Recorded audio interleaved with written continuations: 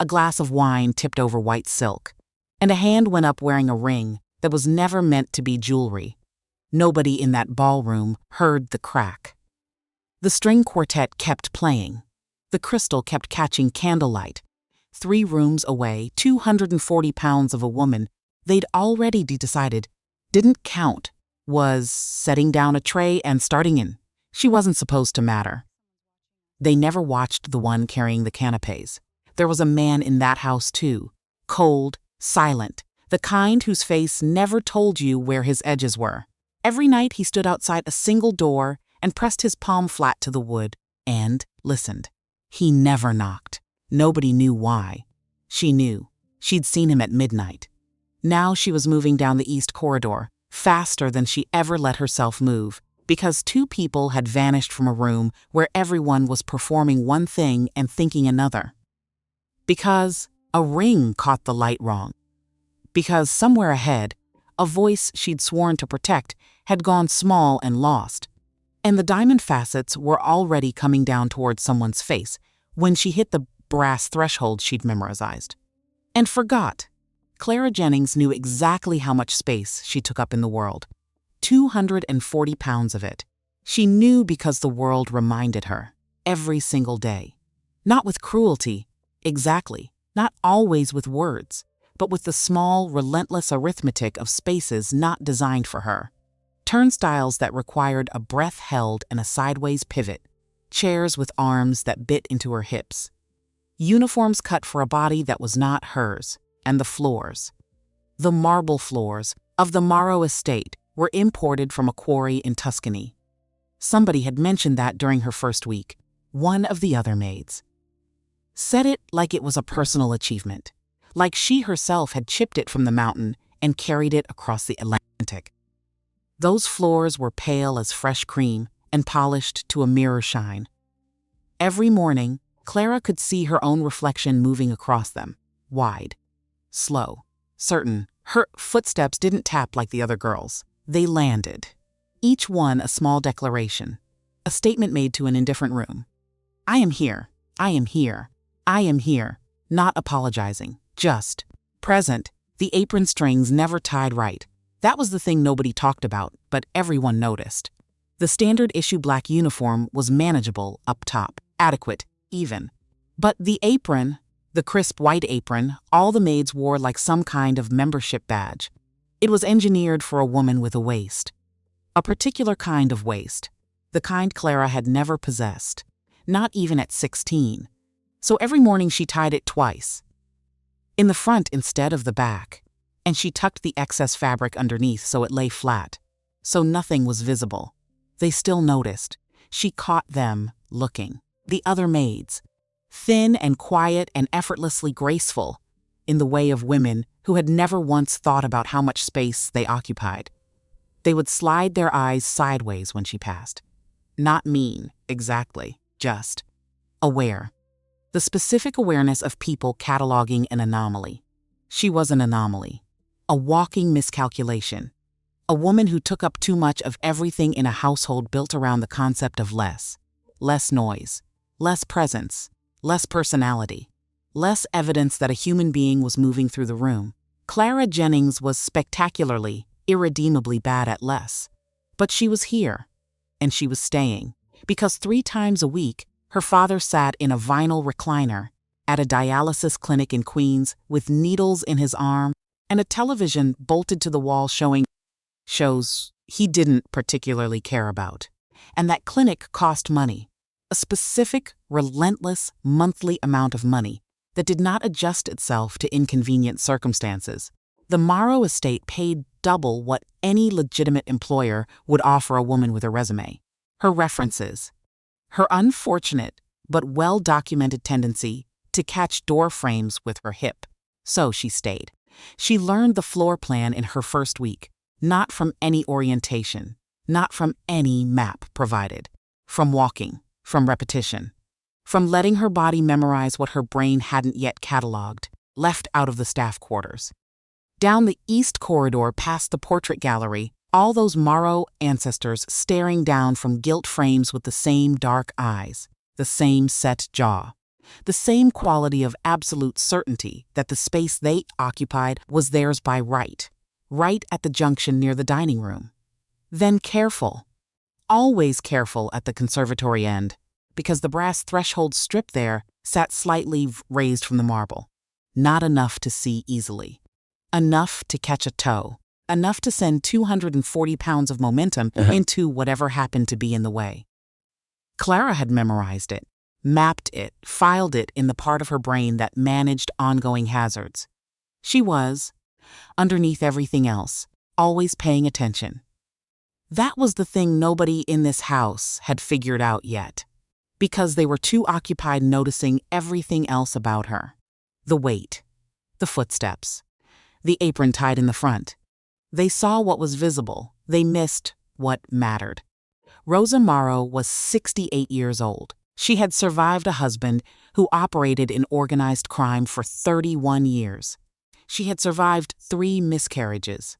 1 pregnancy that had come within hours of killing her. The abrupt, violent death of a man she had loved since she was 22. 5 years of widowhood in a house that now belonged, in name and in fact, to a son who moved through it like weather. Present everywhere, touchable nowhere. Rosa Morrow had survived all of that. But she could not always remember what day it was. Clara had noticed in her 3rd week. Before anyone else, possibly before Rosa herself, had fully understood what was beginning. It started the way these things always start.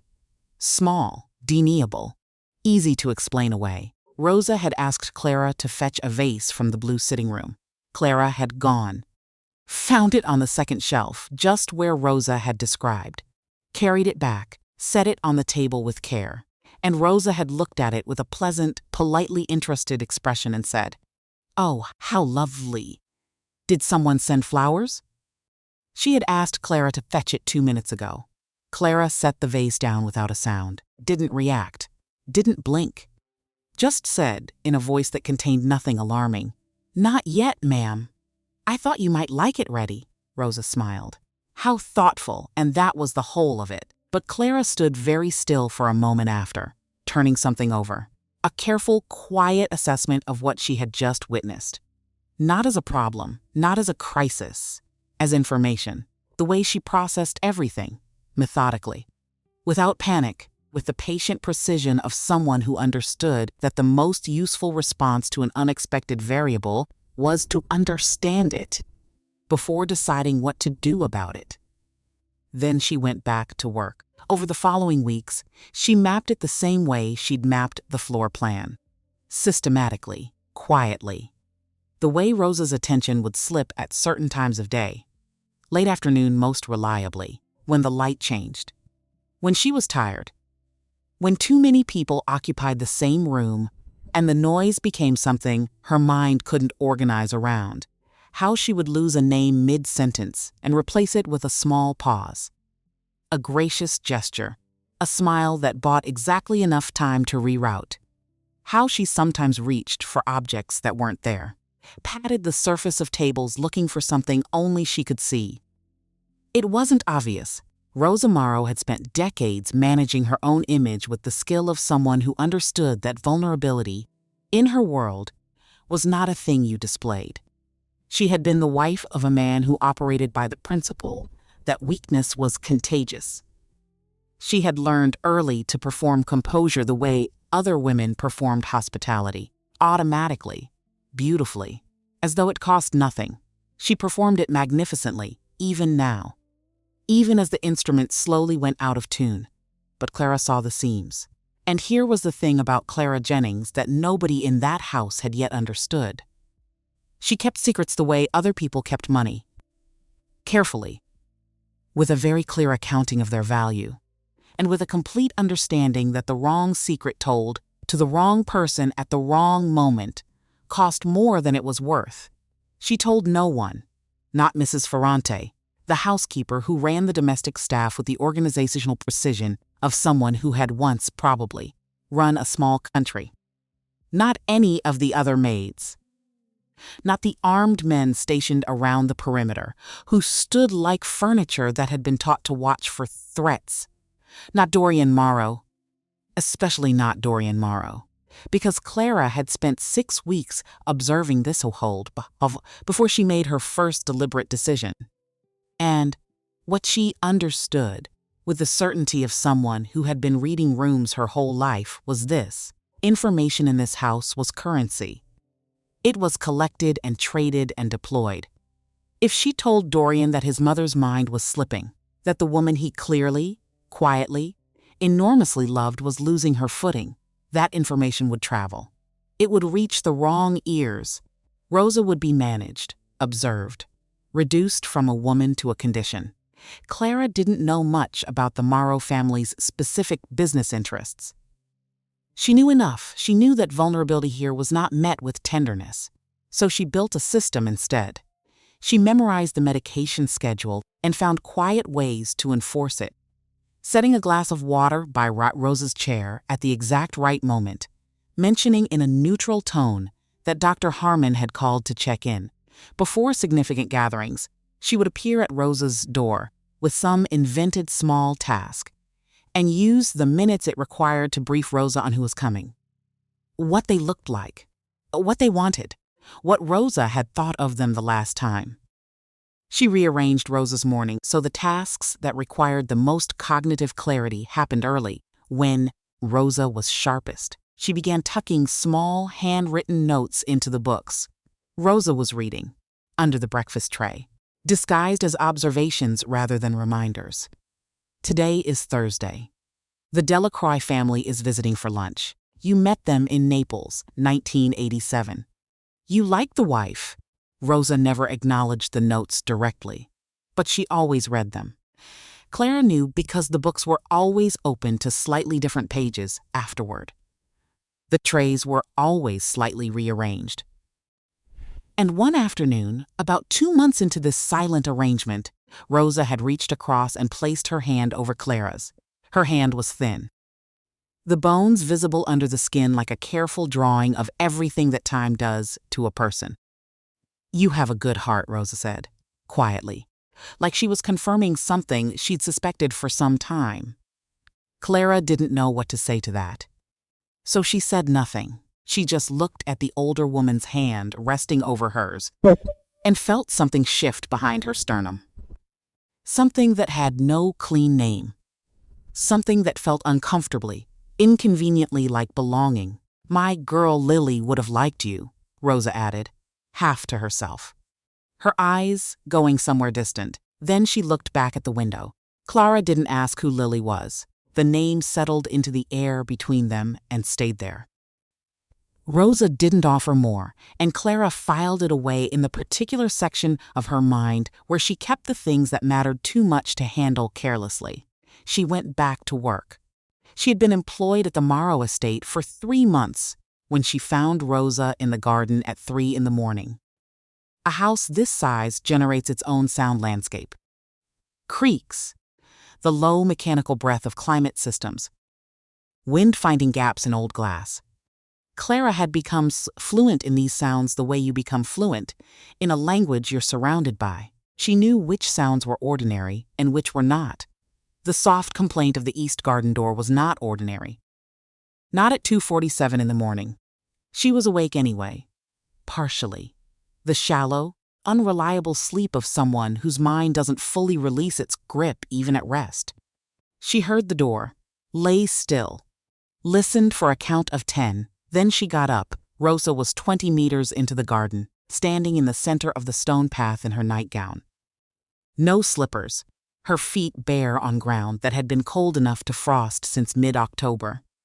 November in New York, the kind of night where your breath materializes in front of you, like punctuation you didn't intend. Rosa was calling a name. Her voice was thin, but certain. There was no confusion in the tone, only in the premise. "Antonio, come inside." "It's too cold," Antonio Morrow, her husband, dead for 12 years. Clara walked toward her slowly. Not running. Running would be the wrong signal. She crossed the frosted grass in her socked feet, the cold biting through immediately, and came to stand beside Rosa without reaching for her. "Not yet, Mrs. Morrow," she said. Quietly, level. "It's chilly out here." Rosa turned to look at her. and for a moment her eyes were sharp, completely present. She looked at Clara, then at the garden around her, then down at her own bare feet on the cold stone. Taking inventory, something moved across her face. Fast, painful to see. The specific expression of a purr returning to themselves from somewhere far away and finding the distance they traveled disturbing. Oh, Rosa said, just that one word. But it contained everything. The recognition, the embarrassment, the particular grief of a woman who understood in that moment exactly what had happened and what it meant. Clara took off her cardigan, the thick wool one she'd grabbed from the chair by her bed before coming out. She draped it over Rosa's shoulders without asking permission.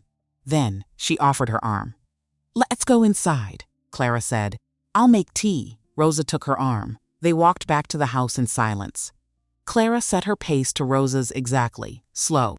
No hurry communicated anywhere in her body, no urgency. Just two women walking across cold grass in the dark.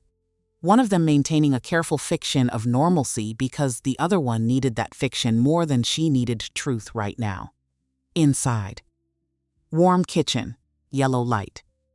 The quiet that belonged to hours when everyone else was asleep. Clara put the kettle on. Rosa sat at the kitchen table and wrapped both hands around the mug when it came, and said nothing for a long time. "Don't tell him," Rosa said. Eventually, Clara looked at her from across the table. "Oh," Dorian Rosa clarified. She met Clara's eyes, and she was completely present now, completely clear. The confusion had receded. What remained was a woman making a deliberate, dignified choice about her own situation. "He has enough to carry." Clara picked up her own mug. "I don't know what you're referring to, Mrs. Marrow," she said. Rosa held her gaze for a moment. Then something that wasn't quite a smile moved across her face. They drank their tea. Dorian Marrow was 33 years old. He had been running the Marrow family operation for 5 years. He had inherited it the way some people inherit trouble. Without preparation, without ceremony, without the person who was supposed to show him how still being alive to do the showing. His father had died in a car accident on a Tuesday morning in November, 5 years ago exactly. The official investigation concluded mechanical failure. The investigation closed quickly. Dorian had not reopened it. Not officially. Not in any way that could be observed or tracked or used against him, because you did not survive long in the world he'd inherited by displaying what you were in for. You watched.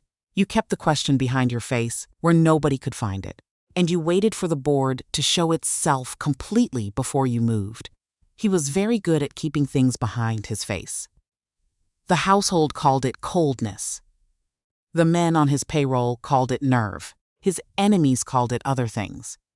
But the words, in every context, translated to the same essential meaning. This man will not show you where his edges are. But there was a thing Dorian Marrow did that no one in his household knew about. Every night. Most nights. The nights when the weight of what he was carrying felt particularly dense. He stood outside his mother's door. He would stop in the corridor. Place his palm flat against the wood. Listen, and then go to bed. He had never knocked. He had stood outside that door on hundreds of nights across 5 years and never once raised his hand to knock. He wasn't entirely sure what he would say if she answered. He wasn't sure he needed words. He just needed the confirmation. The door solid under his palm, the specific quality of quiet on the other side that meant she was there, that she existed, that she was still in the world. His mother was the one variable in his life that he could not manage, could not protect entirely, could not surround with the right people and the right systems and make her safe. She was beyond the reach of what he knew how to do, and that terrified him in a way that nothing else did. In a way he would not have said out loud to any living person. Clara had noticed this habit in her 4th week at the estate. She'd been awake late. Her father had called, anxious about a billing error at the clinic, and she'd spent 2 hours navigating insurance telephone trees with the patient grim endurance of a woman who had done this many times before. She came back down the east corridor toward the kitchen, and she saw him, standing at his mother's door, palm flat on the wood, eyes closed. She stopped immediately, pressed herself against the wall beside a portrait of a mother, beside a portrait of an ancestor who looked as though he had never in his life been uncertain about anything. Dorian stood there for nearly 2 minutes. Then he straightened, turned, walked back toward his wing. He didn't see her. She didn't move until his footsteps had faded completely from the corridor. And then she stood there a moment longer than necessary, thinking he loves her. That was the thought. Quiet, simple, unexpectedly moving. Not because it was remarkable that a man could love his mother, but because nothing about Dorian Morrow's face during daylight hours, nothing in the precise, controlled, opaque surface he presented to every room he entered, suggested that warmth of this particular depth existed behind it. In a corridor at midnight, with his palm against a door, he was just a person. Clara put that in the same drawer where she kept the important things. And she went to make tea. The Kane family was expected on a Friday in late November. The announcement moved through the estate 3 days in advance with the specific energy of a weather system. Mrs. Ferrante held a staff meeting in the kitchen, uniforms inspected, service assignments reorganized. Extra security came in from an outside firm, large, quiet men in plain clothes who positioned themselves around the perimeter with the practiced casualness of people who were very good at not appearing to be what they were. This was the Alliance dinner, though nobody called it that in front of the staff. Officially, it was a charity gala, the Marrow Foundation for Children's Education. Well attended, photographed, reported in the Society. Pages with the tasteful enthusiasms reserved for events where the names involved were large enough to guarantee column inches. Unofficially, it was the night that Dorian Morrow and Stella Kane would be presented as an engaged couple before an audience of people for whom that engagement carried very specific weight about the future distribution of influence along the eastern seaboard. Clara had gathered enough fragments of enough conversations over 3 months to understand the shape of it. A merger, a treaty wearing formal clothes. Common enough in the world she was now navigating. She had met Stella Kane once, briefly. A preliminary visit 2 weeks prior. A woman she would describe to no one, because she described things to no one, as the kind of beautiful that was entirely deliberate, engineered to a specific purpose. Stella Kane was 27 and carried herself like someone who had been trained from childhood to understand that a room was a territory, an entrance was an assertion. She had looked at Clara once. A single, comprehensive sweep. The way you glance at a piece of furniture to confirm it's in the wrong place before returning your attention to more important matters. Then she had looked away and not looked again. Clara was used to this. She genuinely was. It had stopped stinging the way it used to, sometime around her mid-20s, when she had finally understood that the most effective response to being dismissed was simply to become more useful than the person dismissing you could afford to lose. She made herself indispensable. She had always made herself indispensable. The night of the gala arrived with the theatrical excess the Morrow estate could generate on demand, which was considerable. The grand ballroom, a room Clara had serviced only during quiet hours, never during occupation, had become something she stopped in the doorway for a moment to register. Crystal and candlelight, white floral arrangements at a scale that suggested someone had decided restraint was overrated. Tables, dressed in fabric that cost more than her rent. A string quartet in the corner playing something elegant and just complicated enough to signal that the guests were expected to have opinions about music. And, underneath all of it, moving through the expensive air like a second atmospheric lacer, the specific electric tension of a room full of people who were all performing one thing while thinking about another. Clara had been assigned to hors d'oeuvres. The circular route: kitchen, ballroom, perimeter, return. A rhythm her body could manage on autopilot, which was good. Because her attention tonight was not on the canapes. It was on Rosa. Rosa was seated at the head table in midnight blue. Her jewelry was understated and worth a significant fortune. Her hair was perfect. Her posture was the posture of a woman who had spent 68 years understanding that how you held yourself communicated things about you that words couldn't. She looked completely fine, which Clara knew was not the same thing as being completely fine. She watched Rosa in fragments, never staring, never letting her eyes stay long enough to be noticed. A glance during each circuit. Enough to read, Rosa was holding. The familiar faces nearby were helping. She knew where she was. She was okay. Clara made her loops. The gala moved around her. Introductions. Handshakes calculated to communicate exactly the right degree of warmth. Laughter deployed with surgical precision. The Kane delegation occupied the east side of the room. Garrett Kane. 62 years old. The kind of stocky silver-haired man who filled a room not with physical size but with the specific gravitational pull of someone whose attention was always calculating. And Stella. In white again, a different gown. This one cost more. Clara had overheard the number mentioned. It had been deployed, not bragged about. There was a distinction. On her third circuit, Clara looked toward the head table. Rosa's chair was empty. She stopped, physically stopped, in the middle of the room, with a full tray. Okay, don't. She's in the powder room. She's fine. She stepped away. This is nothing. She was not in the powder room.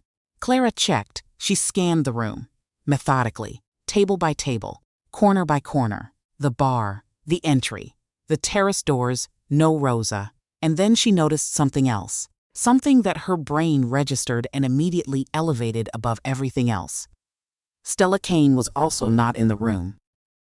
Oh, no. Clara set her tray on the nearest available surface without looking at whose it was. And she went. The east corridor was dim beyond the reach of the ballroom light. The party noise fell away behind her like a curtain dropping. Her footsteps, always too loud, always announcing her arrival before she arrived, were partially absorbed by the Persian runner that stretched the length of the hall. She moved faster than she usually permitted herself in professional settings. Not running, but close library. Empty drawing room. Empty. The conservatory was at the far end of the east wing. Glass walls, exotic plants, orchids and birds of paradise and trailing ferns that moved slightly in the air circulation. During the day it was full of light. At night it became something else. Dark glass reflecting the shapes of leaves. The particular silence of living things that make no sound. Clara heard voices before she reached the door. She slowed. Pressed herself against the wall beside the entrance. Listened. You actually think you matter to him. Stella's voice. Not loud. Precise in the specific way of someone who has studied how to cause damage without raising volume. That's almost touching. Rosa's voice. Thinner. You are a guest in my home. Not for much longer. A pause. Calculated. After the ring is on my finger, this house belongs to me. Dorian belongs to me. And you. Another pause. You are a problem. Problems get solved. Dorian wouldn't. Dorian is a businessman. And you, Rosa, are a liability. A failing, aging liability. There are excellent facilities, very discreet, very far from here. And once I am Mrs. Morrow, the voice sharpened at the edges. Just slightly. You will be someone else's concern entirely. Clara's hands were very still at her sides. She could feel her own heartbeat. Solid, certain, moving through her chest with the slow, heavy regularity of something that had decided on a course of action before her brain had caught up. And then Rosa's voice changed. Went smaller, more lost. I don't. Dorian wouldn't. I need to find Antonio. Antonio is dead flat. Final. Inserted like a blade, Clara pushed open the door. She didn't decide to. The decision had already been made by something operating below conscious thought. Her body was through the door, before her mind had formally agreed to it. And both women were turning to look at her. Rosa was backed against the wrought iron potting table. Her hands were shaking. She had found the table's edge behind her and gripped it. She looked frightened in the specific way of someone whose fear knows exactly what it's afraid of. Her eyes found Clara's, and something in them anchored. Stella was standing 3 feet from her, close in a way that was not incidental. She looked at Clara with an expression that combined surprise and contempt in equal, precise measure. "Get out," Stella said, level, certain. "The staff is not welcome in this room." Clara looked at Rosa looked back at her. "Mrs. Marrow," Clara said, stepping further into the conservatory, moving toward her. "They're asking for you at the head table. The Delacroix family arrived." This was not true. But it was a lifeline extended at the right moment, and Rosa reached for it immediately. "Yes," Rosa said. "Yes, of course." She began to move toward Clara. Her hands were still shaking, but her feet were moving. That was what mattered. "She isn't going anywhere." Stella's voice dropped another register. "Not until we finish." Rosa had reached the far edge of the potting table, still gripping it with one hand. She turned back toward Stella, fear and dignity in direct conflict on her face. And then, because she was frightened, because her balance was not what it had been, because her hands were shaking and the edge of the table was damp from a recently watered plant, Rosa's free hand caught the stem of a large orchid in its ceramic pot. The pot tilted, water in the drainage tray sloshed sideways. And Stella's crystal wine glass, sitting on table's edge, tipped. The red wine went everywhere, down the front of Stella's white gown. All of it, the full glass. Like a dark curtain drawn from chest to hem in one sudden stroke. The room went silent. Stella looked down at herself, and something in her face simply stopped working. The calculated exterior, the performance of composed authority. It stopped. What replaced it was something that had been waiting behind the composure for exactly this kind of permission. She raised her hand. The platinum ring on her finger caught the dim conservatory light, wide band, irregular cut diamonds, jagged facets that scattered light like something broken. "You stupid." Clara moved. Not a decision, not a calculation, not heroism. Just her body, which had spent 28 years operating on a particular combination of instinct and acting before her brain could lodge an objection. Her foot caught the raised brass threshold of the conservatory entrance. Of course it did, because this was Clara Jennings, and the universe had apparently decided that the most significant moment of her life would feature exactly the kind of accident she was famous for producing. She stumbled. Her weight carried her forward, 240 pounds of momentum with nowhere to go but where it was going. She couldn't stop it. She could only redirect it. She threw herself between Stella Kane and Rosa Morrow. The sound was terrible. She would remember the sound before the pain.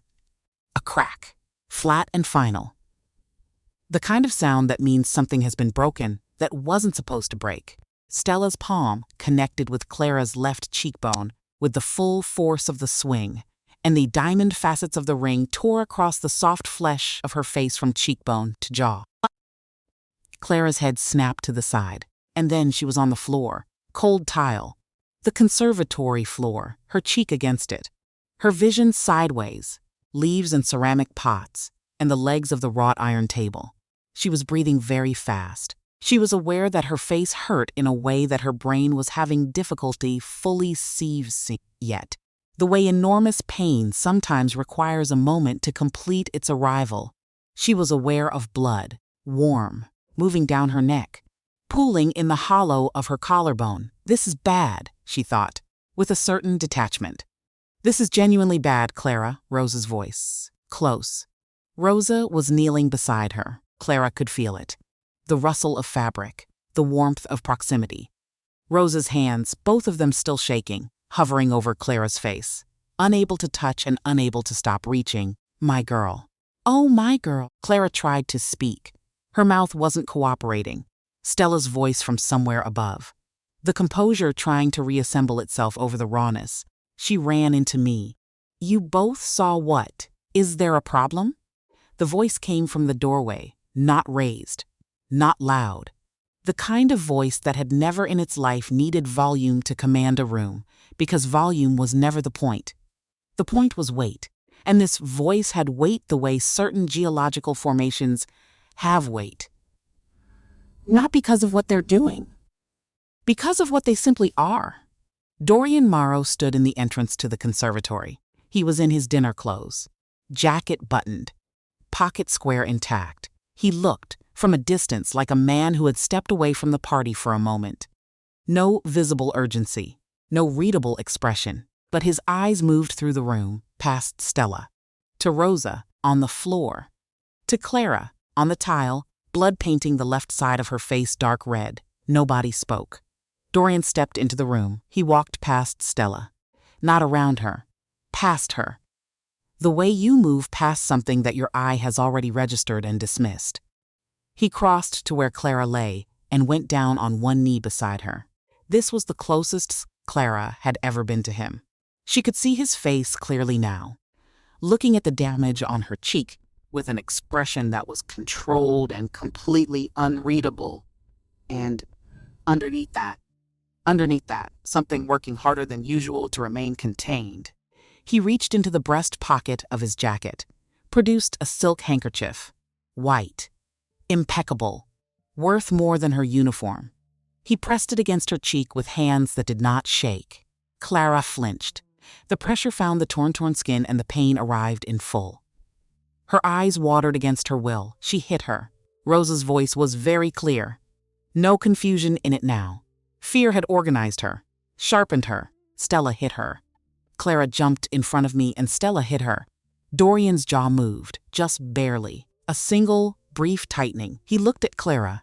"Is that what happened?" he said. Voice low, meant only for her. Clara looked up at him from the floor. This man who stood outside his mother's door at midnight, who carried something enormous behind a face that gave nothing back. She gave one small nod. The handkerchief was already turning red. Dorian looked at it. Then he looked up, very slowly, over his shoulder, at Stella and Stella Kane, who had arrived at this estate tonight with the absolute confidence of a woman who had never once been told that what she wanted was simply unavailable. Took a single step backward. Dorian spoke 2 words to the man standing in the doorway behind him. Clara didn't catch them. Then he turned back, pressed the handkerchief more firmly against her cheek, and Rosa gripped Clara's hand in both of hers and did not let go.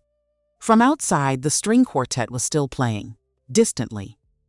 Something formal and elegant, the party continuing on the other side of the wall, as though nothing on this side of it had shifted, as though the whole axis of something hadn't just moved. Clara lay on the cold tile, breathing in, out, the blood soaking into white silk. Rosa's grip on her hand, Dorian's hand on her face. She thought, "I'm going to lose this job." And then, the brass threshold. I should have remembered the brass threshold. And then the pain grew too large to think around. And the room went soft at the edges. And the last thing she was aware of was Rosa's voice. Close. Saying one word, "Lily." Just that, "Lily." "Stay." She came back in pieces. Not all at once. Not the way you surface from ordinary sleep, where consciousness returns as a single solid thing, and you know immediately who and where and when you are. This was different, slower, more provisional. First, there was sound voices, the specific hush of people being careful not to be loud near someone who was hurt. The soft mechanical rhythm of something monitoring something. A beep, regular, patient, indifferent to everything else in the room. Then warmth to her left, close.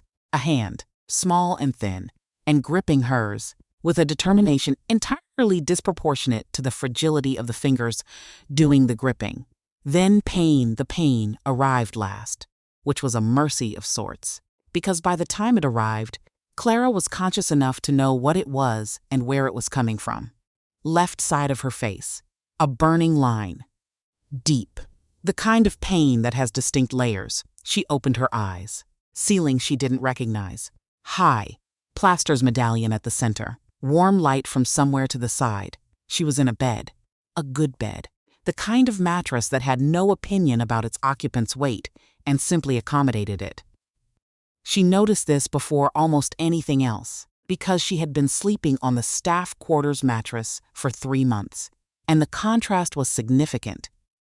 Rosa was beside her, in the chair pulled tight against the bed.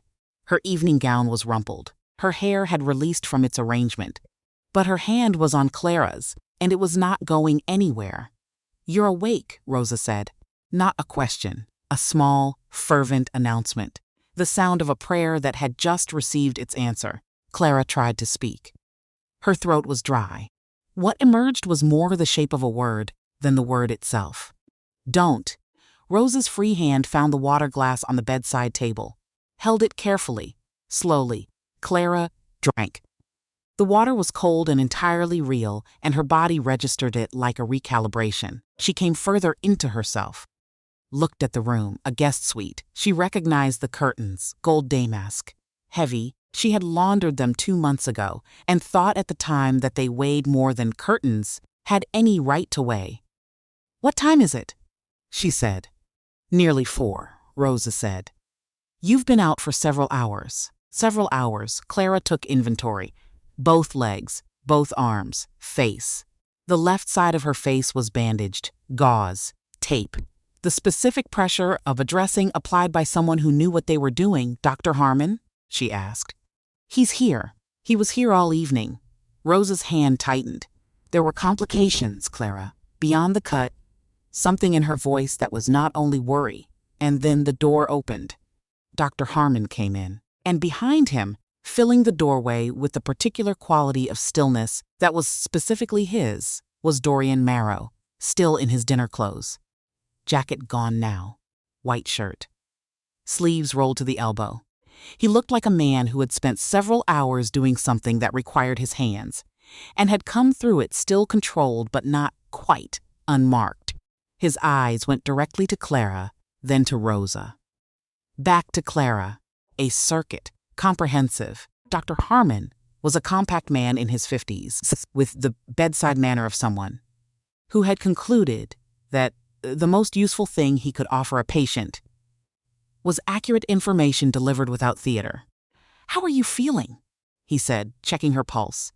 "Like someone hit me in the face," Clara said. "Yes, that's accurate. But it's not the primary concern." He sat down, which meant it was not small. Clara waited. "The laceration is manageable. It will require proper suturing. There will be scarring. We'll address options later. But the laceration," a brief pause, "is not what I need to discuss." Silence. "When I ran your initial blood work, I found a compound. Synthetic. A fast-acting neurotoxin." He said it carefully. Each word placed deliberately. "It entered your bloodstream through the open wound. That's why you lost consciousness. That's why you had the seizures." Clara heard the word seizures from somewhere that wasn't quite the room she was in. She looked at Dorian. He was by the window, not moving. His expression was doing the thing it did. The contained thing.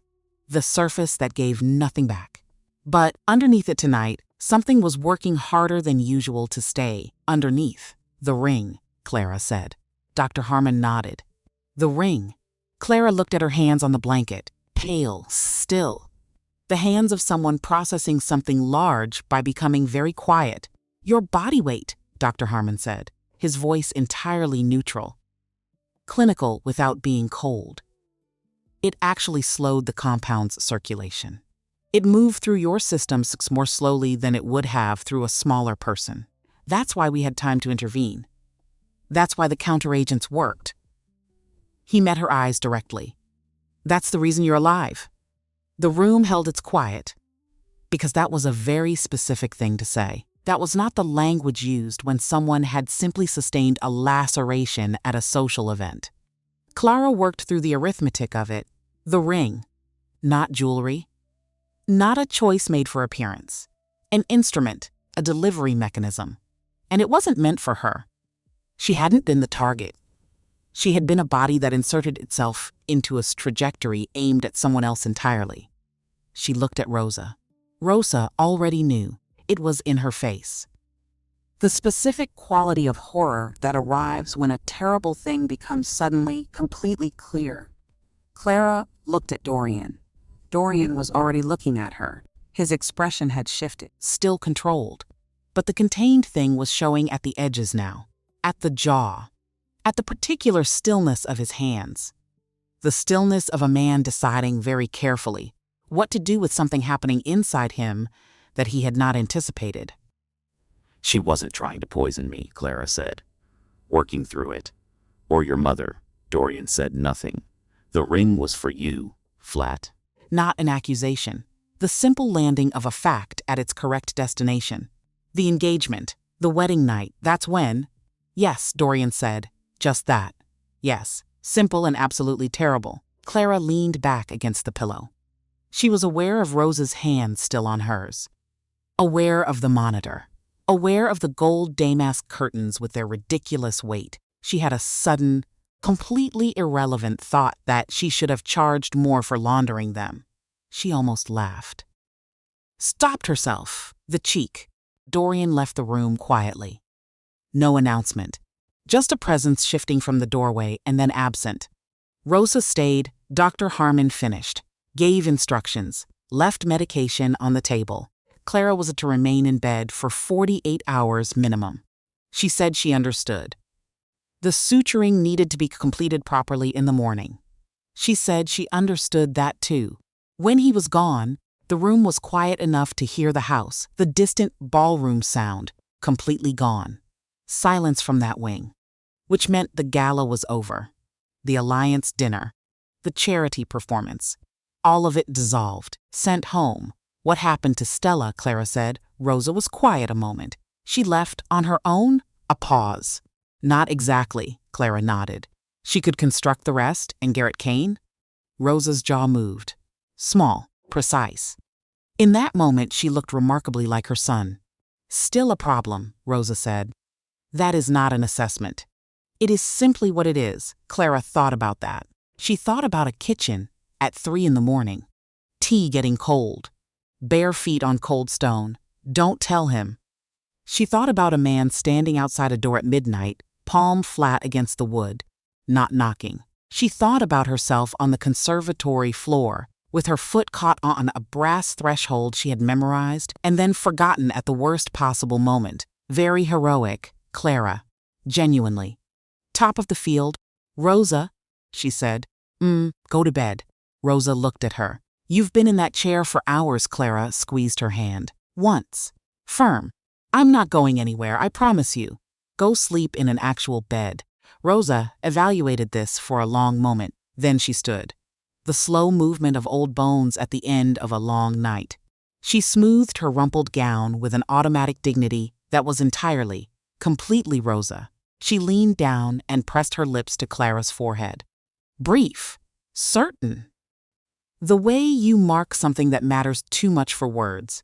Then she left. Clara lay alone in the guest suite, listened to the house breathe, closed her eyes, died not sleep. She thought about her father, in Queens. Unaware that his daughter had been struck in the face with a poisoned ring at a Mafia gala. She needed to call him. She would call him. She would find the exact version of the truth that was incomplete enough to be honest and incomplete enough that his blood pressure didn't do things his kidneys couldn't manage. She thought about the brass threshold, that specific raised strip of metal that she had memorized on her first week, and then failed to remember at the exact moment when remembering it would have mattered. She thought about how the thing that had made her a liability in this house for 3 months, the clumsiness, the weight, the tendency to fall into door frames, had been, in the one moment it mattered, the reason she had landed between Stella Kane's ring and its target. She had stumbled forward, caught her foot, gone down at the exact angle needed. You could not plan that. You could not rehearse it, or engineer it, or choose it deliberately. It was so specifically, Precisely the product of being exactly sadly who she was, that the absurdity of it sat in her chest like something too large to digest. She almost laughed again. Stopped herself again, the cheek. She thought about Rosa, calling her Lily. Stay. Lily. Stay. She thought about the question she hadn't asked. The one she'd asked Dorian instead. Do you know who Lily is? He didn't know. But Clara had been keeping things in a particular drawer in her mind for 3 months. And what the drawer contained was Rosa's face at 3 a.m. in the cold garden, calling a dead man's name.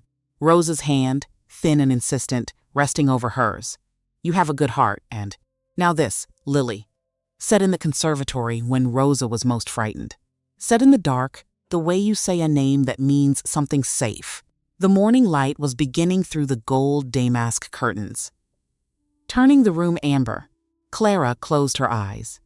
She thought, on the very edge of sleep, about a man going down on one knee on a conservatory floor and pressing a handkerchief to her face with hands that did not shake. She thought about the chair he had left beside her bed, that he hadn't moved it back to where it came from. She thought about a corridor at midnight, and she finally, several hours passed when she should have, slept. At noon, Mrs. Ferrante knocked and entered without waiting. She carried a tray. Actual soup, made from actual ingredients by someone who understood that food was a form of statement. A bread roll, tea. She set it on the table with no wasted movements. She looked at Clara's bandage, assessed. Said nothing. She pulled the curtains the rest of the way open. More light. The garden below, frost silver in the November noon. At the door, she paused. Mr. Morrow, she said, without turning, would like you to know that your employment status is in no way uncertain. She said it the way she said everything. Like a delivered memo. Complete. He was emphatic. Clara looked at her across the room. He was also emphatic, Mrs. Ferrante continued, that you eat the soup while it's hot. A slight pause. Those are his words. Mine would have been more direct. She left. Clara picked up the spoon. Outside, somewhere in the house, she could hear footsteps. Specific ones. Not hers. The measured, unhurried cadence of a man who walked like he had already determined where he was going, moving toward the east wing. Toward, she suspected, his mother's room. She ate the soup. It was very good soup, she thought. He went to see her. And something in her chest did the thing it had been doing with increasing frequency. The thing without a clean name. She ate the bread. She thought, well, good. Dorian was standing in his father's study. Not his study. He had never managed to think of it that way, even 5 years on. He had changed almost nothing in the room. The desk was the same desk. The books were the same books, mostly unread by both the man who purchased them and the man who inherited them. The leather chair behind the desk still held the impression of a specific body. Decades of the same weight, in the same position. Dorian rarely sat in that chair. He stood at the window. The garden below was dark. Frost had returned to the paths between the rose beds. It made the garden look like something preserved in amber, rather than something that would eventually produce leaves again. His phone was in his hand. He had not yet made the call. Because once he made the call, once the words were said, the thing that followed would be permanent, irreversible. And Dorian had learned, at substantial cost, across a very compressed education in how power worked, that irreversible actions deserved 1 full minute of genuine consideration before commitment. He was in his 53rd second. He thought about his father, Thomas Morrow. A man of considerable intelligence and particular, costly blindness in equal measure, who had built something extraordinary and failed to adequately protect it and paid the specific price that kind of failure extracts. He thought about a car, a Tuesday in November. The official report, mechanical failure. He had read that report on the night after the funeral, at 28 years old. Newly in possession of something enormous that he hadn't asked for and hadn't been prepared to receive. And he had understood, not with evidence yet, not with anything that would have held up anywhere, that it wasn't true. You didn't need the true explanation to recognize that the offered one was insufficient. You just needed to understand the world you were inhabiting well enough to read the shape of what was being left unsaid. He had filed the understanding away, behind his face. Where everything went, he had waited. Patience was the one weapon his father had modeled that he was willing to carry. Everything else he had built himself. But patience, that he had inherited and refined and deployed, with what his enemies occasionally described as something almost inhuman. You did not move until the board was fully visible. The board was fully visible now. He made the call. Aldrich appeared at the study door 20 minutes later. 47 years old. Built for durability. Gray at the temples. The quality of quiet that belonged to someone who had learned very early that the most dangerous thing in any room was often the thing that wasn't making noise. 22 years with the Marrow family. Thomas's head of security before becoming Dorian's. The closest thing the operation had to a continuous institutional memory. He stood in the doorway. Dorian looked at him. A long moment. The kind that held a full conversation without any of it being spoken. "Sit down," Dorian said. Aldrich sat. Across from the desk, not beside it. Positioned like a man who understood he was here to receive something rather than to offer it, Dorian remained standing, placed his phone face down on the desk. "Tell me about my father," he said. Aldrich went very still. "Tell me the part," Dorian said quietly, "that you've been carrying for 5 years. The room held its breath. Aldrich's hands were flat on the chair arms, not moving. A man at a reckoning that he had known was coming, that he had been unable to stop from coming, that he had perhaps somewhere underneath everything else been waiting to have reach him. He spoke for 11 minutes. Dorian timed it without meaning to, because his mind ran counts automatically regardless of what else it was doing. 11 minutes. 5 years of silence, finally moving through a room instead of compressing further inside a single chest, the car. The break line, not a failure. A cut. Precise. Professional. The kind of work that leaves no traceable fingerprint unless you already know exactly where to look and who to look for. Garrett Kane's name. Where it appeared. In the chain of authorization. In the chain of payment. In the chain of intent that led from a long-held ambition to a Tuesday morning in November 5 years ago. The engagement. Not a peace treaty. Not a merger. A long game. A plan that had been patient in exactly the way Dorian was patient, which told him something important about Garrett Kane's understanding of how you dismantle a man's operation. You don't come at it from the outside. You walk through the front door carrying flowers. The ring, prepared, deliberate. Stella had arrived at this engagement carrying a weapon that had been placed in her hand for a specific purpose. This had never been a marriage. It had been a move, the final move on a board Garrett Kane had been setting for 5 years. Dorian listened to all of it.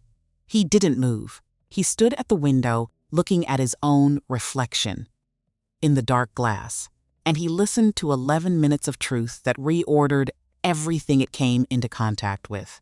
When Aldrich stopped, the silence was different from the one before. Heavier. Organized. "Why now?" Dorian said. Aldrich absorbed the question. "Because," he said slowly, "I watched a woman with no stake in this. No protection to gain from it. No calculation behind it." He paused. "I watched her throw herself in front of your mother without hesitation and take the consequence without flinching." He looked at Dorian's reflection in the glass. "And I have spent 5 years being a man with everything to gain who chose silence instead." Another pause. That comparison becomes difficult to live with. Eventually, Dorian said nothing. He picked up his phone, looked at it, then turned to face Aldrich fully. "3 things," he said. "Tonight." Aldrich straightened. "Tell me," he said. What followed was not a battle, not loud, not cinematic in any obvious way. No convoys, no confrontations in parking structures, no shouted ultimatums.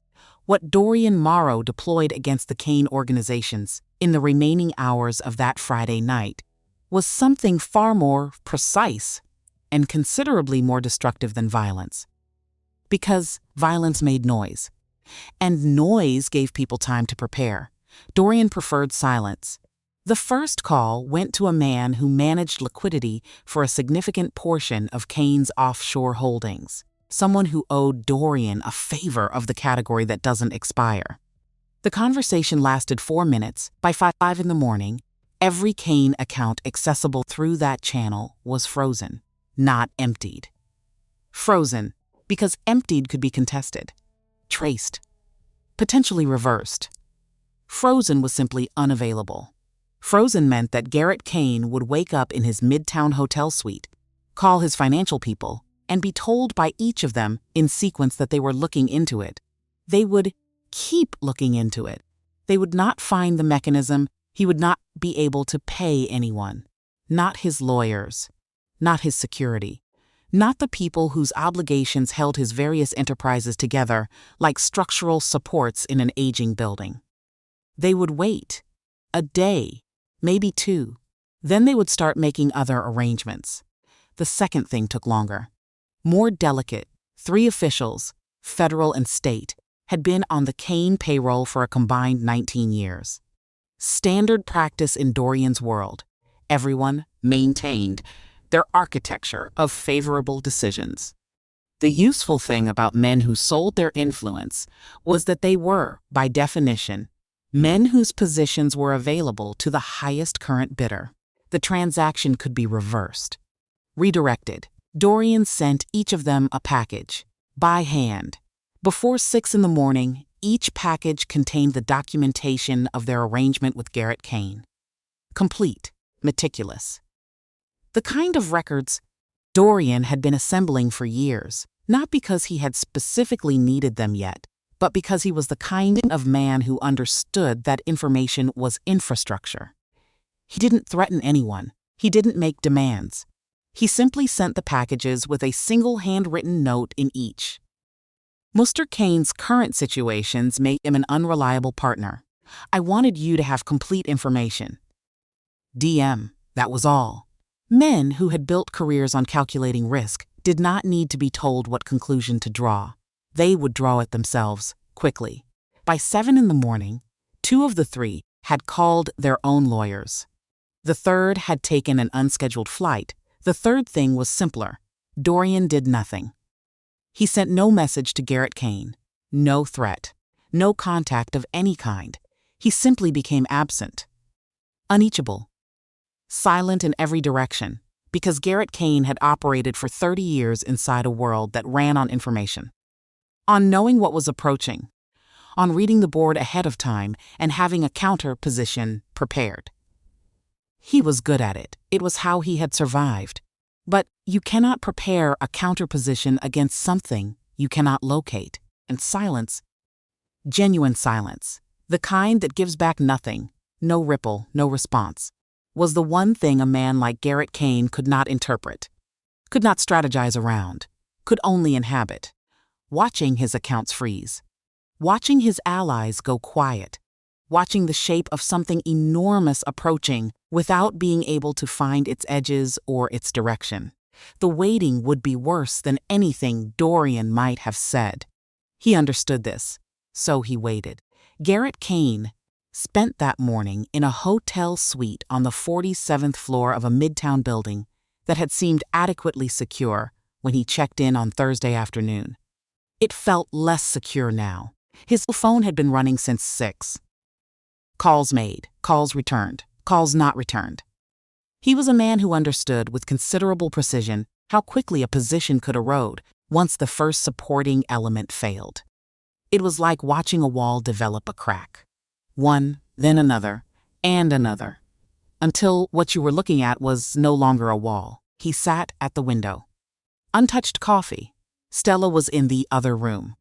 She hadn't spoken since arriving at the hotel at 1 in the morning. She'd removed the wine-stained gown and sat on the end of the bed and stayed there. Garrett had looked at her once, around 2 in the morning, and seen something in her expression he hadn't seen there before. Something that was beginning to understand the distance between a plan and its execution. He didn't find this comforting. His most recent call had lasted 30 seconds. The one man on his payroll whose phone was never supposed to go to voicemail. It had gone to voicemail. Garrett set his phone on the window ledge, looked at the city below. His city, he had always thought of it, or a significant portion of it. A city in which his name for 30 years had meant something specific and actionable. He could feel the shape of something large and entirely silent approaching from a direction he couldn't identify. He had felt this only once before, 5 years ago, when he had stood in this same city and watched Thomas Morrow die. He had believed, at that moment, that he had finally understood the long game well enough to win it. He now considered the possibility that he had misread which game was being played. At 7:40 in the morning, Dorian was back in the East Wing. He had changed. Dark shirt, no jacket. He looked like a man who had done a full night's work without sleeping, and had arrived at a state of detachment about that fact. He stood outside Clara's door, the guest suite door, which was, he noted with a particular quiet, the same behavior he enacted most nights outside his mother's door. Hand raised, not touching the wood, listening for the specific quality of quiet that told him whether someone was sleeping or wasn't. He wasn't sure which he was hoping for. He heard something shift on the other side. Small sounds. Someone awake. He knocked. "Come in," Clara said. Low, a little rough. But there, he opened the door. She was sitting up. Pillows stacked behind her. The bandage on her cheek was a white square against pale skin. She was in a robe over a hospital gown. Mrs. Ferrante's doing, probably.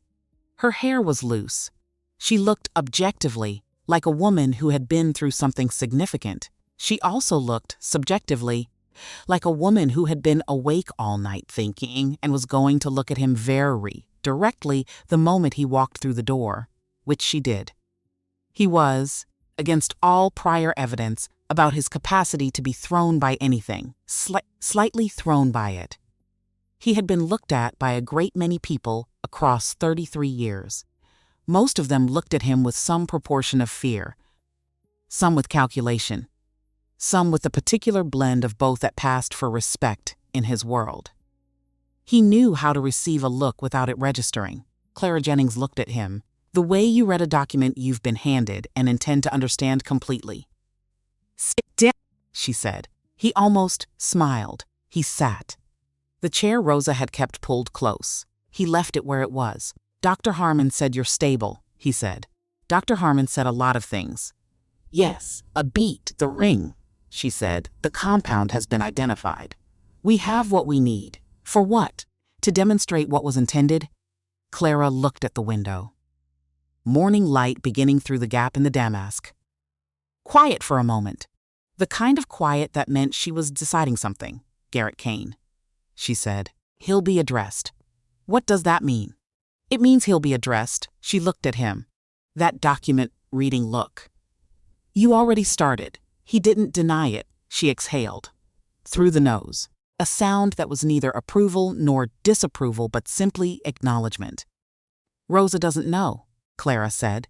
"The scope of it. No, she thinks the Kane problem is the scale of a failed business arrangement." "Yes. She doesn't know about your father." A longer pause. "No," Dorian said. The morning light moved through the curtain gap, found the water glass, made a small refraction on the ceiling. "When are you going to tell her?" Clara said. Dorian looked at the window. "When I have something to tell her that doesn't only cause pain." Clara took that in. She seemed to understand what it meant, without needing it explained. The way she took things in. The way he had observed her take things in peripheral glances over 3 months. Without judgment, but without illusion either. "She called me Lily last night," Clara said. Quietly. Dorian stilled. The name landed in a different place than he expected.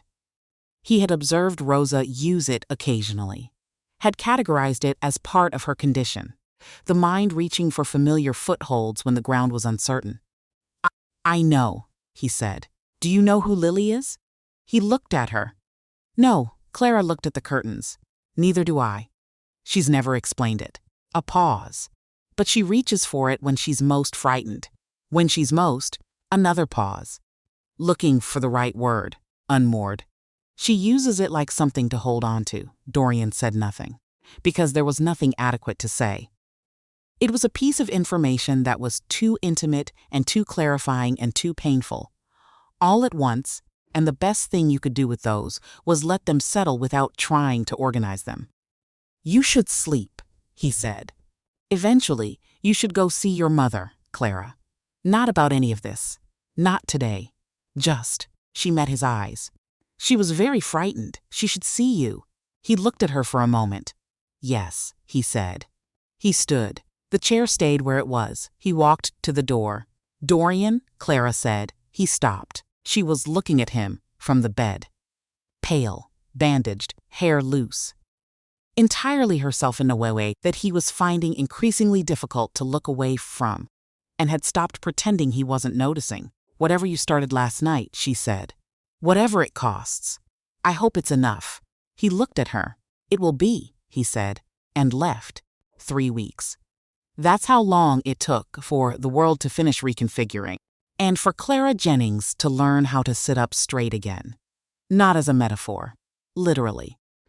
The neurotoxin had interfered with something in her inner ear. The mechanism that told her body which way was up.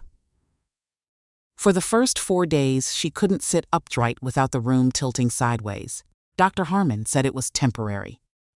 He said it with the calm certainty of a man who had seen worse and knew recovery's timeline. Clara believed him, mostly. On the 5th day, she sat up without the room tilting. She considered this a significant personal achievement. By day 10, she was walking the east corridor again, slowly. With a hand trailing along the wall and a specific, deliberate pace she had decided constituted progress. Her footsteps still landed the way they always did. Heavy, certain. I am here, I am here, I am here. She had missed that sound, which was absurd. But true, Mrs. Ferrante had relocated her to the guest suite permanently, by order of the house. Clara had attempted to object on day 8. Mrs. Ferrante had produced an expression that foreclosed the conversation so completely that Clara had not revisited the subject. Rosa visited every morning. Without exception. She would arrive at 8 with a tray, pastries, primarily, and a specific blend of tea she had been requesting on Clara's behalf since day 2. She would sit in the chair by the bed. They would drink tea. Sometimes they talked, sometimes they sat. On the 12th day, Rosa arrived with the tray, set it down, sat, and looked at Clara with an expression that was very clear. Very present. I want to talk about Lily, Rosa said. Clara put down her cup. All right, she said. Rosa folded her hands in her lap. The thin-boned hands, deliberate now. This was a woman who had made a decision to say something she had carried for a long time, and was executing that decision with the full weight of her dignity. I had a daughter, Rosa said. Before Dorian, before everything else. A brief pause. She was born 6 weeks early. Her lungs weren't ready. We had 4 days with her. She was very small. She had dark hair already, which surprised me. Another pause. Her name was Lily. The room was quiet. I never told Dorian, Rosa continued. Thomas knew. Only Thomas. We decided early that it was something we carried together. Just the 2 of us. That it didn't need to be. She paused, looking for the word. Distributed? Clara said nothing. She knew when silence was the right response. When my mind, Rosa began, corrected herself. When things become unclear to me, I reach for what feels most safe. Oldest, deepest, she met Clara's eyes. I don't entirely know why I started calling you that. It wasn't a choice. It simply, she opened her hands slightly, happened. Clara looked at this woman, 68 years old. A life of enormous weight carried with enormous grace.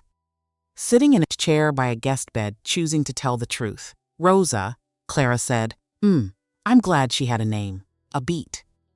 I'm glad you remembered it. Rosa looked at her for a moment. And something in her face did something that was not quite breaking and not quite opening, but was somewhere between them. Something old and held very tightly, releasing very slightly. She reached out and put her hand over Clara's. They stayed like that for a while. Neither of them said anything else about it. They didn't need to. On day 15, Dorian brought Garrett Kane to a warehouse. Not dramatically. 4 cars on a gray Tuesday morning in a part of New Jersey that looked exactly like the kind of place where things were resolved quietly. The warehouse had belonged to the Kane operation. Past tense now. Everything Kane had possessed was in the process of becoming past tense. Garrett Kane was 62 years old, and he had spent 30 of those years being a man of consequence. He had walked into rooms and altered their atmosphere, made calls that changed the trajectories of other people's lives as casually as other men changed plans. He had been, for 3 decades, someone that people were careful around. He was not that now. He sat in the chair placed in the center of the empty warehouse floor, and he looked like what he was. An old man who had made a catastrophic miscalculation and was now inhabiting its consequences. Stella was beside him, not restrained. Where would she go? She sat on a crate, and she did not look like the woman who had walked into the Marrow estate 2 weeks ago, in a custom white gown, and looked at Clara Jennings the way you look at furniture, placed incorrectly. She looked like someone who had been running an extremely demanding performance for a very long time, and had run out of audience and no longer knew what to do with her face. Dorian stood across from Garrett. No table between them, no desk. Just concrete and cold air, and the specific quality of gray November light through dirty high windows. 2 of Dorian's men at the entrance. Still, quiet Aldrich to Dorian's left, not moving. Dorian looked at Garrett Kane for a long moment. Not for effect. He was completing something he had been running for 5 years and was now able to finish with the subject physically present. He reached into his jacket, produced a single document, set it on the concrete floor in front of Garrett, pushed it forward. Garrett looked at it. His face didn't change, which was itself the change. A genuinely surprised man reacts. A man looking at something unfamiliar shows it. Garrett Kane looked at the document with the face of a man recognizing something he had hoped would not find him. "Your name is on the 3rd line," Dorian said. "The authorization. The payment chain is on the reverse. We have the original. 3 copies. Digital records that multiple parties hold." A pause. This conversation is about what happens next. Not about whether you understand what that document means. You already know. Garrett was quiet. "You killed my father," Dorian said, simply, without heat. The flat delivery of a fact that has been known long enough to have had all the emotion processed out of it. What remains is just the fact. Clean, permanent. You spent 5 years building an access point into this family. You sent your daughter in with a weapon. He paused. You were patient, I'll give you that. Garrett raised his eyes. "You're your father's son," he said. His voice was not entirely without steadiness even now. "Thomas would have done exactly this." "Yes," Dorian said, "except he never got the chance." Silence. Garrett absorbed that. "What do you want?" Garrett said, flat. The voice of a man deciding to skip to the ending. "Nothing from you," Dorian said. "There's nothing you have that I need." He picked up the document from the floor, folded it, returned it to his jacket. "The accounts are frozen permanently. The political arrangements have been unwound. Your operation is being absorbed or dismantled. By the end of this week, your name will not open a single door in this city, or any city connected to it." Garrett's jaw moved. "Once you'll live?" Dorian continued. "That's the choice I'm making, not for you, for myself. Because I've spent 5 years watching what this kind of weight does to a man who insists on carrying it, and I'm done adding to the inventory." He looked at Garrett with something that occupied the airless space between contempt and pity without being entirely either. "But you will live the way men live, when their name means nothing, when their phone isn't answered, When they walk into a room and the room doesn't change. A pause. You'll come to understand what that is. He turned toward the door. Dorian, Garrett's voice, sharp. A last attempt. Your father. Thomas. It wasn't personal. Dorian stopped walking, didn't turn around. Everything is personal, he said. Men who tell you otherwise are lying to themselves. He started walking again. Aldrich. Aldrich followed. At the door, Dorian stopped once more. He looked back at the warehouse, at Garrett in his chair, at Stella. Still on her crate, very pale, very still. He looked at his former fiancée for the first and last time since the conservatory. Said nothing. Because nothing needed saying. Because some reckonings don't require words. Because Stella Kane could read the absence of them better than she could read anything he might have chosen to say. He left. The gray November light came through the dirty windows and illuminated two people sitting in the ruins of an enormous, elaborate plan that had been years in construction and had lasted, in the end, exactly one evening past the moment it encountered something it had not calculated for, a clumsy woman with a good heart and no working self-preservation instinct. On day 17, Aldrich found Clara in the East Corridor. She was doing her circuit. Slowly, hand on the wall, the deliberate, specific pace she had established as her daily measure of recovery. He appeared at the far end and walked toward her. She stopped, looked at him, 47 years old, built for endurance, gray at the temples. The face of a man who had spent a long career being useful in situations that preferred no witnesses. He had never in 3 months spoken directly to her. She had existed in his peripheral awareness the way she existed in most of the household's peripheral awareness. Present. Accounted for. Unseen. He stopped 3 feet from her, looked at her bandage, then at her face. Then at some point between the two, I need to say something, he said. Clara leaned against the wall, rested her hand, waited. I've been with this family 22 years, Aldrich said. His voice had the quality of a man who had rehearsed this and found the rehearsal insufficient. With Thomas before Dorian. I knew things about what happened 5 years ago. And he stopped. Clara did not fill the pause. Not because she was unkind, but because some things must be said without assistance. The difficulty of saying them is part of what makes the saying matter. I was afraid, he said, finally, plainly. No architecture around it. I had information that would have. He stopped again, and his jaw moved. I told myself there were reasons. There are always reasons. When you don't want to do the hard thing, you can find reasons that sound like logic. But they weren't logic. They were just fear dressed up to look respectable. Clara looked at him. I watched you, he said. What you did in the conservatory. I was told about it. He paused. I've been thinking about it since. Silence. A woman with no stake in this, he said. Nothing to protect. Nothing to gain. He met her eyes. Just the thing itself. Clara said nothing for a moment, then, Are you sleeping? Aldrich blinked. Just slightly? What? Since 5 years ago, Clara said. Are you sleeping all right? He processed that. No, he said. Quietly, Clara nodded. Once, I'm not going to tell you it's okay, she said, because it isn't. You know that better than I do. She pushed off from the wall. Steadied herself. But you told him, and you're here saying this. So, she looked at him.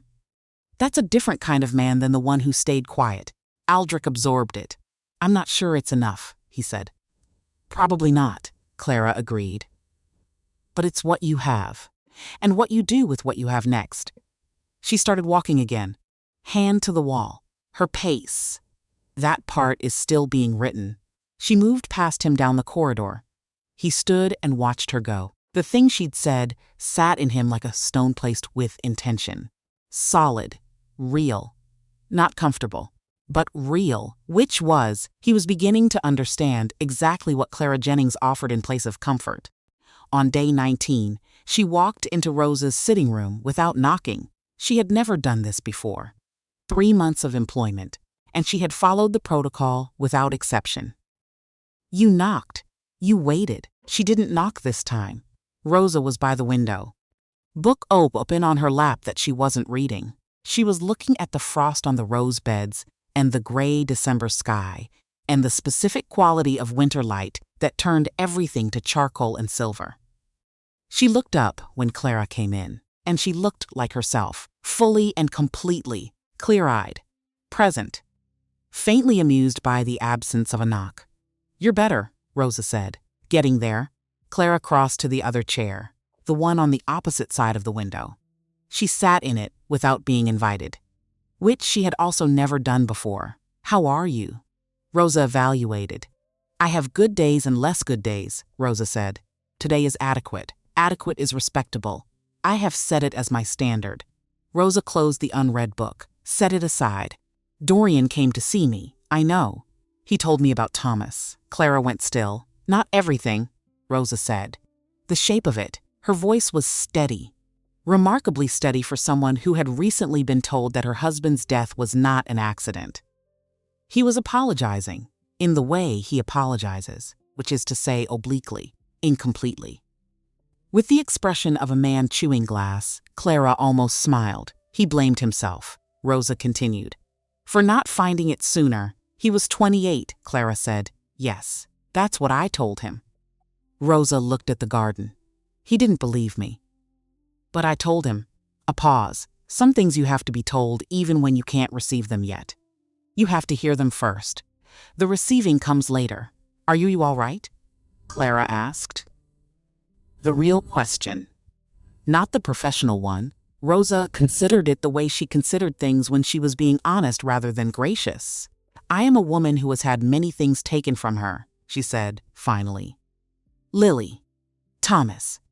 And now the version of Thomas he had built, which turns out to have been missing significant information. She was quiet for a moment. "I am not all right. But I have been not all right before. I have a practitioner's knowledge of how to continue despite it." Clara nodded. "I also have," Rosa continued, with a tone that shifted just slightly, "adequate tea. And a girl who walks into my sitting room without knocking, which I find." She paused. Unexpectedly satisfying. Clara looked at her. Rosa was almost smiling. That contained elegant, almost smile that was specifically Rosa's. Clara felt the thing in her chest again. The one without a clean name. She reached over and took Rosa's hand. Rosa let her. They sat by the window in the December light and watched the frost on the garden and didn't talk for a while. Outside in the corridor, footsteps moved, measured, unhurried, moving toward them, stopping outside the door. Neither of them said anything. The footsteps moved away. Rosa's grip on Clara's hand tightened once, briefly. And Clara understood. He had been listening.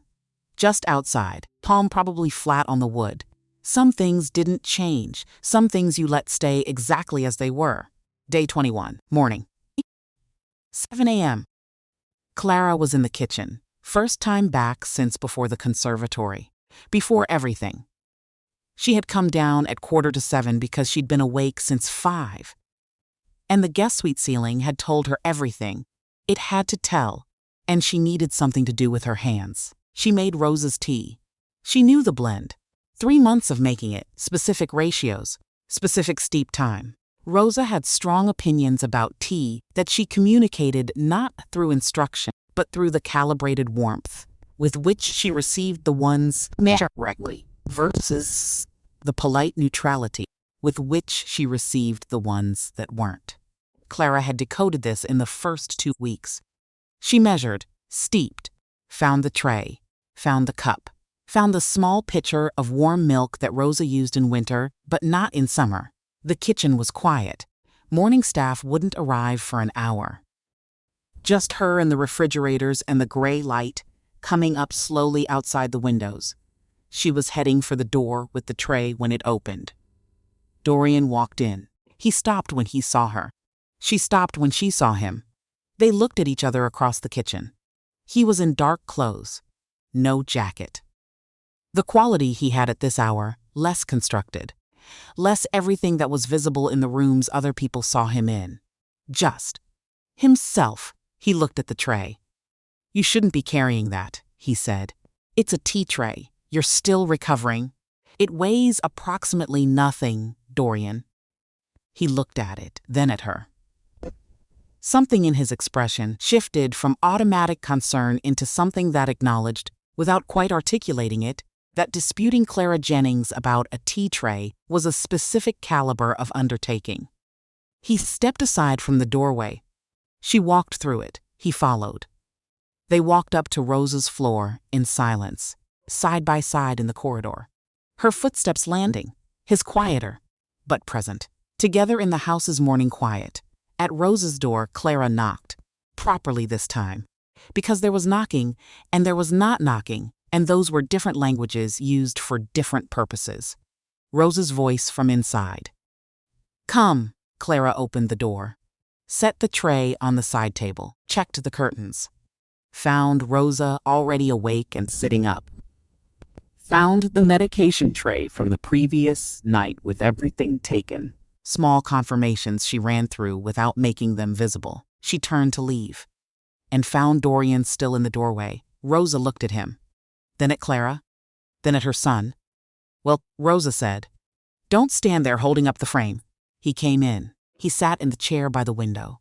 Clara moved toward the door. Almost through it when Rosa said her name. Clara, she stopped. Stay, Rosa said. Simple. Certain, Clara looked at Rosa. Then at Dorian, who was examining the garden outside the window with the focused attention of a man who had decided who had the rose beds were suddenly extremely relevant. She came back in. She sat in the other chair. The three of them sat by Rosa's window in the early morning light. Rosa poured tea. She did it herself, with her thin, careful hands, without assistance, an assertion of capability as small and absolute as anything Clara had ever witnessed. She handed a cup to Dorian, one to Clara, kept one for herself. They drank. Outside, the first real snow of December was beginning, light, hesitant. The flakes drifting down and settling on the frost already there. Nobody said anything, and it was the most comfortable silence Clara had experienced in a very long time. 3 days later, Dorian came to her room. Evening. The light already gone. The curtains open, because she preferred to watch the dark garden rather than close it away. He knocked. She said, "Come in." He entered carrying a tray. Tea, a small plate of things from the kitchen that he had clearly asked someone to prepare rather than prepared himself. But the asking counted for something. He set the tray on the table by the bed. He sat in the chair. Clara looked at him. He looked at the tray. He appeared to be working through something in the way he worked through things. Internally, with a face that gave nothing away except the quality of the attention itself. Rosa told me about Lily, he said. Eventually, Clara held her cup. What she told you, he said. About the name. Why he stopped. Started again.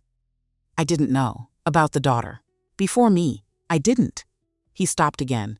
She kept it for decades, Clara said. People keep things. She said she told you. She did. He looked at the window. The dark garden. The snow that had stayed. She said she told you because you were. He paused. Careful. Because you were the person she wanted to tell. Like he was carrying something fragile and wanted it to arrive in one piece. She said she'd been waiting to tell someone for a long time. She didn't know that until she said it. Clara looked at the curtains, heavy gold damask. She had thought at the time that they weighed more than curtains should. I found her journal, Dorian said. Clara turned, 3 weeks ago, going through my father's things. Some went into storage years ago, and I finally... He paused. There was a notebook, Rosa's handwriting. Dated 1979, he looked at his hands. I read it, a beat. I shouldn't have. But I did, another beat. And then I understood what she's been carrying. All those years. Alongside everything else, he was quiet. Alongside me, the room was very still. She wrote about forgetting Lily, Dorian said. His voice had changed. Not broken. Different. The difference of a man letting something actually land instead of deflecting it before it can. She wrote that some morning she had to work to remember what Lily's face had looked like. 4 days. and already it was getting harder to hold. He stopped. She was 26 when she wrote that. Clara said nothing. Because some things said in rooms at night aren't said to receive a response. They're said because the night is the only place that will hold them. She stopped forgetting other things instead, Dorian said. And there was something in that sentence that was not entirely a joke, and not entirely not a joke either. Something that understood the terrible irony of it, and was the only way he had of acknowledging it. Clara looked at him, 33 years old, running an empire for 5 years, carrying everything behind a face that revealed nothing, who had, in the past 3 weeks, dismantled a 30-year operation with the patience of someone who had been waiting long enough to do it correctly, sitting in a chair by her bed, holding a cup of tea, talking about his mother's handwriting in a notebook from 1979. Clara put down her cup. "Dorian," she said. He looked at her. "I need to tell you something," she said, "and I need you to not do the thing where you lock your face." A pause. "What thing?" he said. "You know what thing." He did know. She could tell by the small movement at the corner of his mouth, the thing that was not quite a smile and appeared more frequently than anyone in his professional life would have believed possible. "Tell me," he said. Clara looked at her hands in her lap. Then at him. "The conservatory," she said. "I wasn't being brave. I need you to understand that clearly. I caught my foot on the threshold and I fell. I was already falling. The direction I fell happened to be," she gestured, "useful." He looked at her. "I'm saying," she continued, "that the heroic version of that story is considerably inflated. The real version involves a brass threshold and the fact that I have been catching my hip on door frames since I was 19 years old." A pause. "I know," he said. "You." She stopped. "You know?" "There's a door frame on the second floor," he said, "near the linen storage. You've left a mark on it." Clara went still. He noticed the door frame. He had noticed the door frame. Of all the things, that's. "I was going to mention that to maintenance." "Clara, yes, I know it wasn't calculated," he said. The voice he had used in the conservatory, on the floor, pressing a handkerchief to her face, the one that seemed to exist only in these moments. "That's not the part that matters." She looked at him. "What part matters?" she said. He was quiet. "Not evasion. A man choosing a tool for a specific job. You fell toward her," he said. "When you could have fallen anywhere." He met her eyes. "You fell toward her." The room held it. The snow outside. The dark garden. The impractical curtains. Clara breathed. "She matters to me," Clara said. Simply. "I know I'm not." She stopped. "I don't want you to think this is." Stopped again. "Good Lord, Clara, just say it. I'm not going to leave. If that's what this is about, I'm not going to." She looked at him directly. "She's up at 7, and she needs someone who knows the blend. And she gets confused when too many people are in a room. And I have a system and I'm not." She stopped. Breathed. "I'm not leaving." Dorian looked at her. A long moment. The expression on his face was doing something she hadn't seen it do before. Something past composed, past controlled. Just a man being present in a room, actually in it. He reached into his jacket pocket, produced a folded piece of paper, set it on the bed between them. Clara looked at it, then at him. "Open it," he said. She picked it up, unfolded it. A check, her name on it. A number she had to read twice because the first time her brain refused to process it as real. "That's..." She stopped. "Dorian, your father's medical debts," he said. "Both clinics. Cleared. His mortgage. Supplemental insurance for 10 years. The amount above that is yours. Not payment. Not advance." Hey, she held her gaze. "A choice." She looked at the check. "You can leave," he said. "Today. Tomorrow. Whenever. With that and your father taken care of and no obligation of any kind. Very still. Or you stay. But if you stay, it's on different terms." "What terms?" Clara said. "You're not the housekeeper," he said. "You haven't been the housekeeper since the conservatory.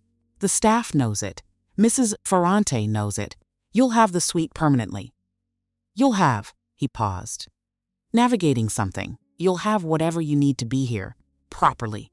Not as staff. As what? She said. He looked at her. As the person my mother calls Lily, he said. A pause. Fractional. But there. And as the person he stopped. Clara looked at him. He looked at the window. The person you, she said. He looked back at her. The person I noticed door frames for, he said. Clara looked at this man, 33 years old, runs an empire. Stewed outside his mother's door every night for 5 years without knocking. Noticed a mark left on a second-floor door frame by a housekeeper's hip and held onto it like it mattered. She looked at the check in her hands. She thought about Queens, the dialysis clinic, her father in the vinyl recliner with the game shows on, the midnight phone calls navigating insurance telephone trees with his tired voice on the other end. She thought about a cold garden in November. 3 a.m, bare feet on frost, a thin hand gripping hers in the dark. She thought about a brass threshold, about falling towards something instead of away from it. She folded the check, held it out to him. He looked at it. Didn't take it, Clara. Who's going to do the 7 a.m. tea? She said. A beat. I'll hire. You'll hire someone who doesn't know the steep time, she said. And the milk is only in winter. And you can't ask her directly about the medication. You have to come at it sideways, like you're mentioning something else entirely. And she met his eyes. I know her system. I built it. It took 3 months. I'm not training someone else, he looked at her. The check still extended. Take it back, she said. Use it for something else. It's yours. I'm not, Dorian. The way you say a name when you need someone to actually hear it. Take the check. Back, a long moment. He reached out, took it, and then didn't move, his hand near hers, not touching. Just near the terms, Clara said. Quitter. The different terms you mentioned. Yes, we should probably. She stopped.